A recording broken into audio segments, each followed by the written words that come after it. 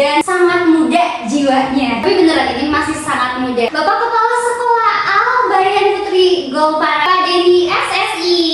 Bagaimana Pak kabarnya Pak? Baik? Alhamdulillah luar biasa. Bisa dibilang Bapak itu kan sudah mengajar belasan tahun ya Pak. Bapak bisa ceritain nggak sih Pak sedikit perjalanan Bapak di Al-Bayan ini seperti apa Pak? Sebagai pengajar bahkan sampai sekarang menjadi kepala sekolah. Kalau diceritain kayaknya bisa berjilid-jilid dulu. Tapi secara umum mungkin perjalanan saya mengajar itu sudah 15 tahun ya Bu, 16 tahun sekarang. Sebelum saya jadi kepala sekolah di Al-Bayan Putri Golpara, saya ngajar dulu di Cibadak kurang lebih 12 tahun. 12 tahun di Cibadak ngajar matematika. Kemudian itu 2009 sampai 2021. 2021 kemudian ada pembukaan, bukan lowongan apa ya, posisi lah gitu ya, ada posisi untuk kepala sekolah. Kemudian waktu itu saya ditawarkan untuk ikut seleksi, saya nggak bisa nolak, akhirnya ikut seleksi, kemudian kepilih gitu. Dan menurut saya jadi guru itu adalah sebuah panggilan sih Bu. Dan saya tuh daftar ke Al-Bayan cuma satu-satunya Bu, jadi saya tidak daftar kemanapun. Melamar kerja ke Al-Bayan gitu kan, cuma satu, one and the only Bu. Insya Allah sampai akhir ya Pak ya. Insya Allah Bu. Selama menjadi guru kan pasti pernah mengalami mungkin di sekolah, di kelas itu ada menghadapi sebuah konflik.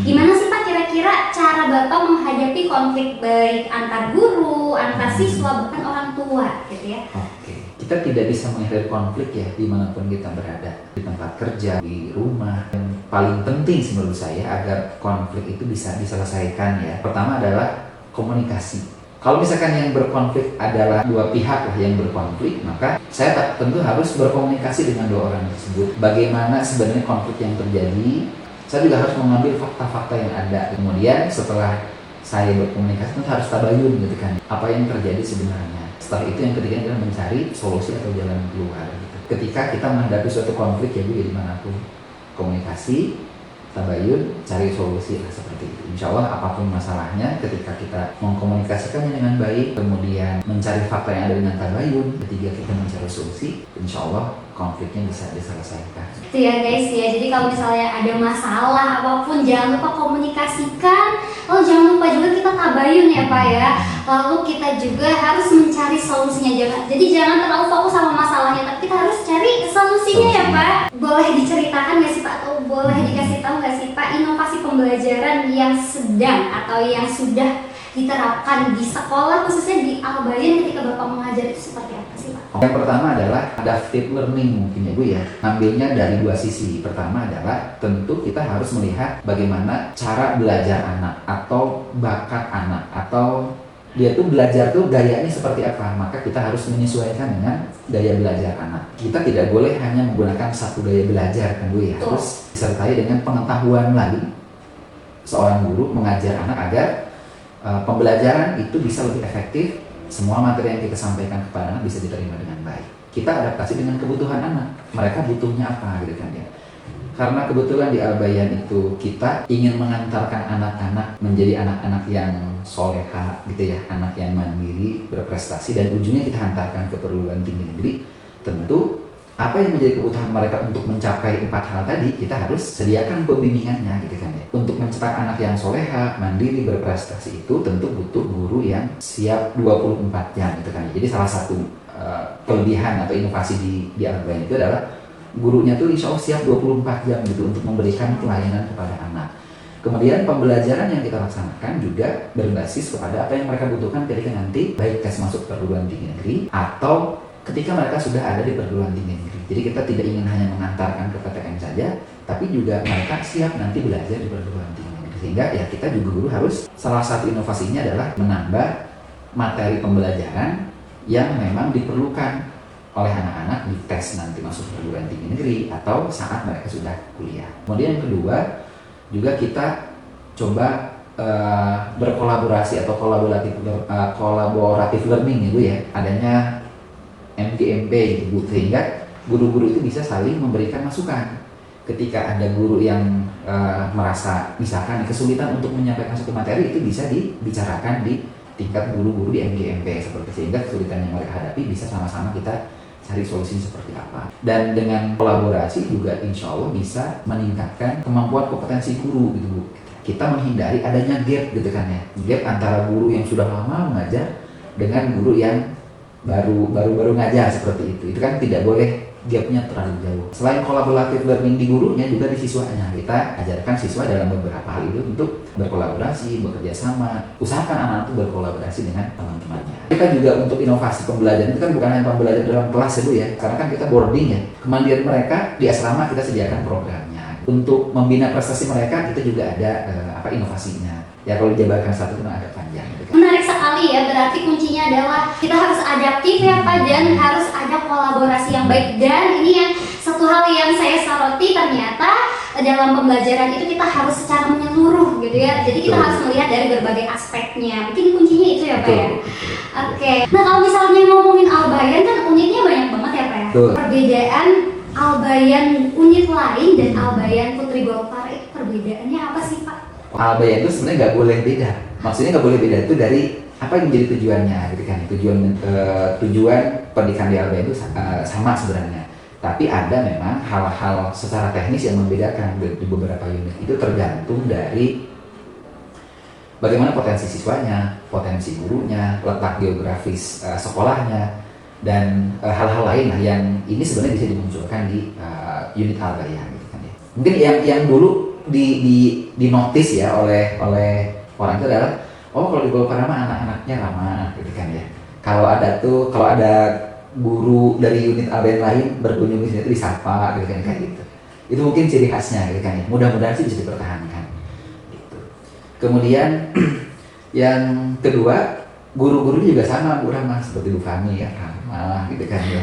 Senyum terus kemana-mana gitu kan kayak gitu. Itu saya pengen menjadikan ciri khas di Al-Bayan Golpara, entah di gurunya atau juga di siswanya, termasuk juga di warga sekolah. Kalau di semua unit Al-Bayan itu sudah template bahwa kita ingin mengantarkan anak-anak itu berprestasi mandiri ya, berprestasi berprestasi dan mengantarkan ke perguruan tinggi negeri gitu. Nah kemarin pas ketika saya datang ke Al-Bayan diamanahi jadi kepala sekolah, ada satu mungkin yang ingin saya jadikan kebiasaan gitu kan ya. Salah satu adalah kebiasaan berbahasa asing gitu kan gitu. Jadi kebiasaan berbahasa Inggris. Itu mungkin yang dulu itu agak membedakan dulu dengan unit yang lain gitu kan ya kayak gitu. Ada divisi kebahasaannya dari guru secara khusus. Kemudian ada juga organisasi kebahasaan di anak-anak, dan juga ada program yang kita buat seperti itu. Kebetulan kan di Al-Bayan Golpara itu tanahnya lumayan luas lah gitu ya. Kita sudah punya sekitar 2,5 hektar. Ada beberapa lahan yang kita gunakan. Ini baru kemarin sih Bu, baru sepekan kemarin kita ingin ada kayak kebun edukasi gitu ya, gitu yang sudah kita tanamin Bu kemarin. Kita nanam duren, nanam leci, nanam rambutan, nanam lengkeng gitu, sama kurang lebih 100 pohon.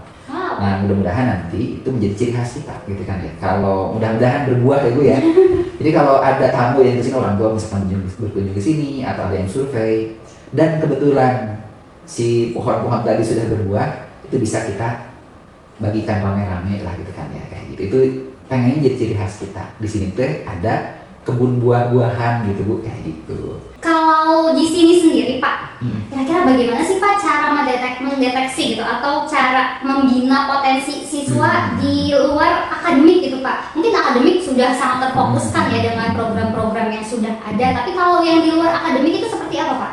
Oke, jadi kita mewadahi ya, memberikan ruang kepada seluruh siswa yang memiliki potensi apapun. Kalau akademik insya Allah sudah pasti ya kita fasilitasi, tapi bagaimana dengan prestasi-prestasi yang lain di kesenian, di olahraga, atau di hal-hal lainnya yang itu sifatnya bisa meningkatkan atau memunculkan potensi anak. Yang kita lakukan adalah menyediakan ekskul gitu Bu ya, ekskul yang sangat banyak menurut saya gitu kan. Untuk ukuran sekolah Al-Bayan Golpara kan hitungnya sekolah baru ya Bu ya. Untuk hitungan sekolah baru lebih dari 40 ekskul itu udah luar biasa gitu kan kayak gitu. Nah di ekskul sendiri kita tidak statis ya Bu ya, ini sangat fleksibel ekskulnya, bisa bertambah bahkan di tengah-tengah tahun pelajaran bisa bertambah beberapa ekskul gitu kan, tergantung masukan dari anak-anak. Jadi kalau ada anak-anak yang dia punya bakat tertentu misalkan, atau punya keahlian tertentu dan tidak bisa diwadahi oleh ekskul yang ada, maka anak tersebut boleh mengajukan ke sekolah. Kemarin ada yang mau teater sebenarnya bukan hal yang itu ya, bukan hal yang aneh lah gitu kan ya. Tapi karena kemarin belum ada, Pak, boleh nggak saya mengajukan ekskul teater? Ya boleh, saya ajakin teman-teman yang lain.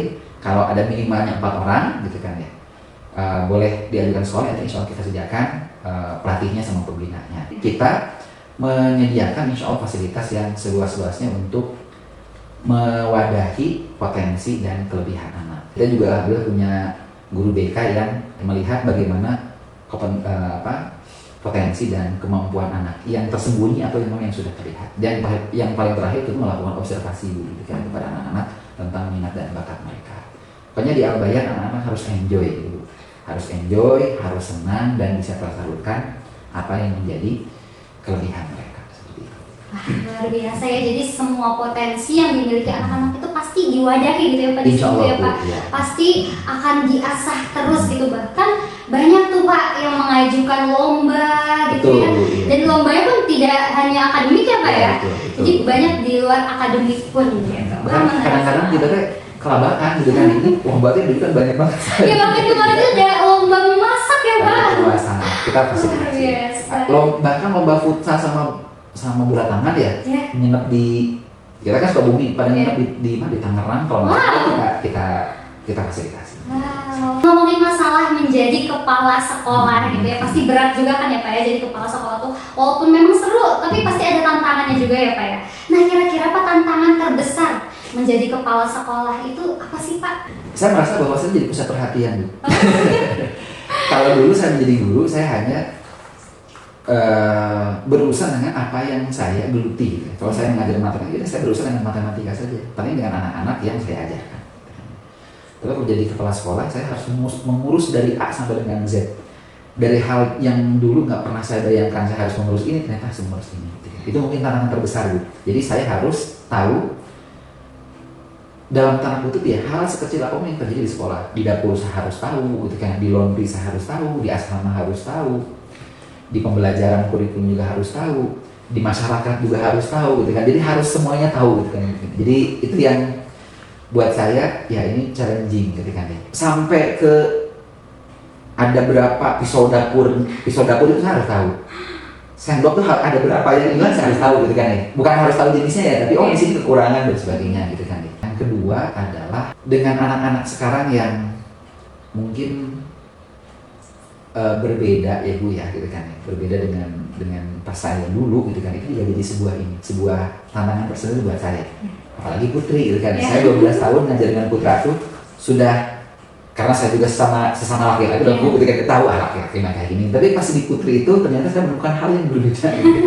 Berbeda sekali bagaimana mentreatment anak-anak putri kalau misalnya ada masalah atau ada kemampuan mereka gitu kan, kemudian diajukan ke sekolah dan kita tidak bisa klasifikasinya, itu beda putra dengan putri. Nah ini kayaknya kita akan lebih santai lagi nih Pak. Siapa Pak tokoh pendidikan yang paling menginspirasi bagi Bapak? Saya mengagumi Pak Direktur Pak Heri. Itu saya tuh ngikutin gayanya beliau walaupun belum, kalau kata orang Sunda belum kekaikan gitu. Saya melihat Pak Direktur sebagai sesuatu yang ya karena saya mungkin banyak 12 tahun di Al-Bayan yang Sibaga, tahu bagaimana Pak Heri memimpin. Kemudian untuk mengajar guru saya dulu guru matematika di kelas 3, makanya saya guru matematika Bu, karena menurut saya beda gitu Bu, cara mengajarnya gitu. Cara mengajarnya beda, membuat saya itu lebih tertantang, kayak ditantang gitu untuk belajar gitu. Terus berikutnya tentu Rasulullah Bu gitu kan ya. Kalau secara keseluruhan ya beliau SAW yang tentu harus jadi panutan untuk kita semua gitu. Kan beliau juga kan seorang guru kan gitu ya, yang mengajarkan para sahabatnya gitu. Dengan kesabarannya, dengan kesantunannya, dengan kelembutannya, jauh dengan kita gitu. Tapi tetap kan kita harus mencontoh. Betul. Apa sih Pak momen yang paling mengesankan selama menjadi kepala sekolah? Momen paling mengesankan ya, ketika saya menerima pertama kali orang tua angkatan pertama dan anak-anak gitu Bu. Itu situasinya lagi COVID, jadi anak itu turun gitu kan, kita nggak sempat ketemu. Jadi maaf ya, orang tuh kayak ngebuang anak turunkan dari mobil, orangnya pergi, anaknya pergi dengan sama gitu kan ya. Antara salut sama orang tua dan anak gitu kan ya, yang mereka mau bersekolah di sini gitu Bu, dengan fasilitas yang pun masih terbatas gitu kan. Kemudian mereka langsung ketika datang tuh berpisah dengan orang tua gitu. Dan juga teman-teman guru gitu kan ya. Dulu kita berenam ya Bu ya, berenam. Kemudian ya bareng-bareng sama anak-anak gitu kan. Itu ya dilalui dengan canda dan tawa. Juga air mata Bu. Gitu. Itu mungkin momen, sebenarnya banyak momen yang berkesan, tapi menurut saya itu hal yang saya harus mewujudkan keinginan orang tua seperti apa buat anak-anak di sini seperti itu. Ya walaupun dengan segala keterbatasan yang ada. Masya Allah ya, bahkan berarti waktu dulu itu sebelum ada GOR ya Pak ya. Belum ada apa-apa. Belum ada kolam renang apalagi Pak. Belum ada GOR, belum ada studio musik, belum ada klinik. Yang ada cuma kelas, masjid juga belum ada Bu dulu itu. Oh iya. Ruang makan juga belum ada. Jadi dulu itu sholat itu tempat sholat, tempat makan gitu. Oh Masya Allah. Jadi ya, struggle lah. Jadi itu yang menurut saya berkesan. berarti sekarang perubahannya lumayan ya Pak. Perubahannya luar biasa. Oh iya Bu, lupa. Satu lagi yang membedakan Al-Bayan dengan unit yang lain ya. Di sini sangat cepat Bu ininya, proses perubahannya. Jadi yang dulu 4 tahun belum ada apa-apa, sekarang sudah banyak apa-apa Bu di sini. Karena kita juga harus bersyukur punya, saya didukung oleh orang tua di yayasan ya, yang sangat supportif. Jadi kita pengen bangun apa, Pak ini ada uangnya nggak? Ada, silakan. Seperti itu. Itu yang juga memudahkan kita sebagai bisa membebaskan ya Pak ya? Iya betul, selama itu memang untuk kepentingan pembelajaran dan kenyamanan anak-anak serta guru di sini. Masya Allah ya. Oke, kita lanjut ke pertanyaan selanjutnya Pak. Kalau misalnya Bapak bukan menjadi pendidik gitu ya, kira-kira Bapak akan berprofesi sebagai apa? Pak? Pedagang Bu kayaknya. Kenapa Pak pedagang? Saya emang jualan Bu. Jualan. Saya sambil kuliah itu sambil jualan. Wow. Sambil jualan. Jadi ada 3 profesi yang dulu saya geluti di kuliah ya. Pertama sebagai mahasiswa. Maksudnya profesi bukan sih Bu. Ya. Yang kedua adalah saya guru privat. Yang ketiga saya sebagai seorang pedagang. Saya suka danusan Pak. Suka danusan Bu. Iya suka danusan. Tapi memang dagang untuk dagang sendiri Bu. Dagang sendiri. Jualan ya. Hari Sabtu, hari Minggu saya jualan. Oh ada bakat ya Pak? Iya Bu, bakatku butuh Bu. Kata orang Sunda gitu kan. Karena memang ada kebutuhan gitu. Bisa juga kayaknya kalau nggak jadi guru, bisa jadi pedagang. Jadi pedagang. Pengusaha ya Pak? Pengusaha lah Bu. Bahasanya pengusaha. Iya. Oke, nah ini mungkin pertanyaan terakhir nih Pak. Terakhir ya. Ya. Gaya belajar murid zaman sekarang itu kan beda nggak sih Pak sama zaman dulu gitu? It's like totally different Bu ya. Oh, totally Beda different. banget kayaknya.